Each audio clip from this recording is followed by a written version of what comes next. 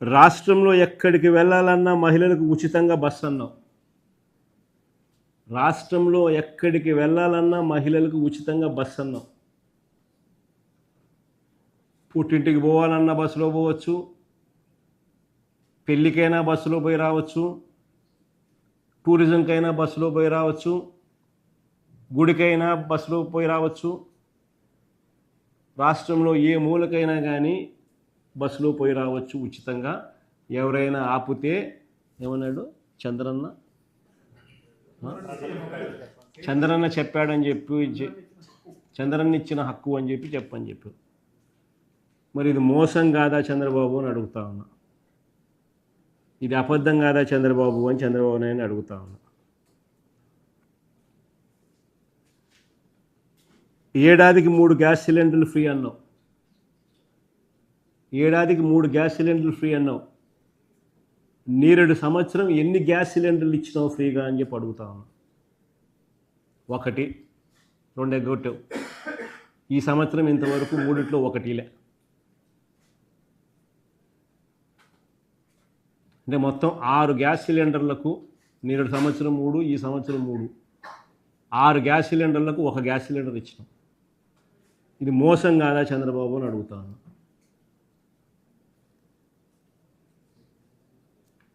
PM Kisan కింద ఇచ్చేది కాకుండా రైతులకు పెట్టుబడి సహాయం కింద అన్నదాత సుఖీభవ పేరుతో 20,000 అన్నావు. నేరేడు సంవత్సరం 20,000, ఈ సంవత్సరం 20,000. 40,000కు గాను నువ్వు ఇచ్చింది కేవలం 5,000 రూపాయలు. మరి ఇది మోసం కాదా చంద్రబాబు అని అడుగుతా ఉన్నా.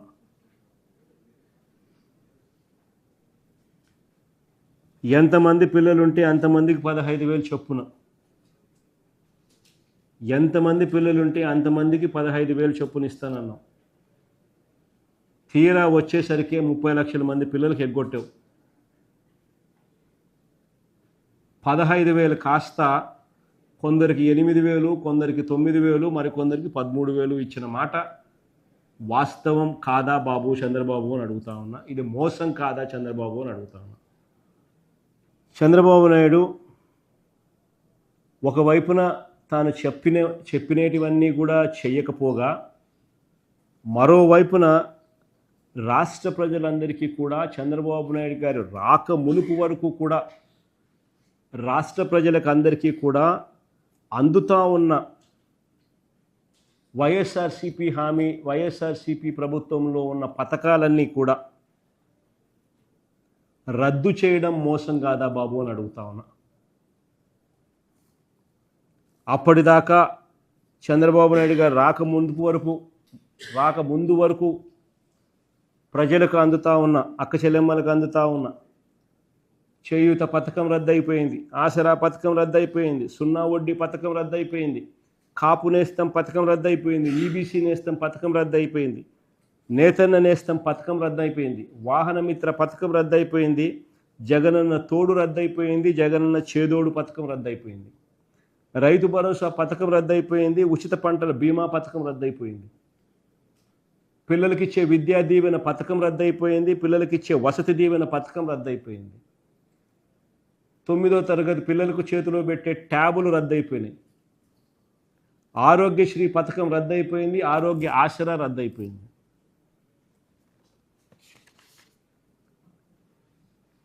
ఇలాంటి పథకాలు ఇంకా ఎన్నో రద్దు చేసావు చంద్రబాబు.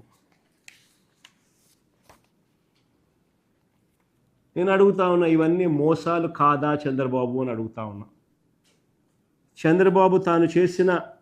చంద్రబాబు చేసిన మోసాలతో, చంద్రబాబు చెప్పిన అబద్ధాలతో,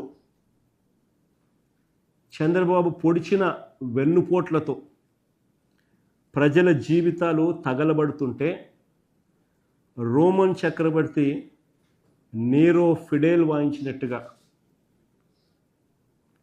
ఈరోజు ప్రజల జీవితాలు తగలబడతా ఉంటే చంద్రబాబు నాయుడు సూపర్ 6, సూపర్ 7 పేరిట బలవంతపు సంబరాలు చేయిస్తూ ఉన్నాడు.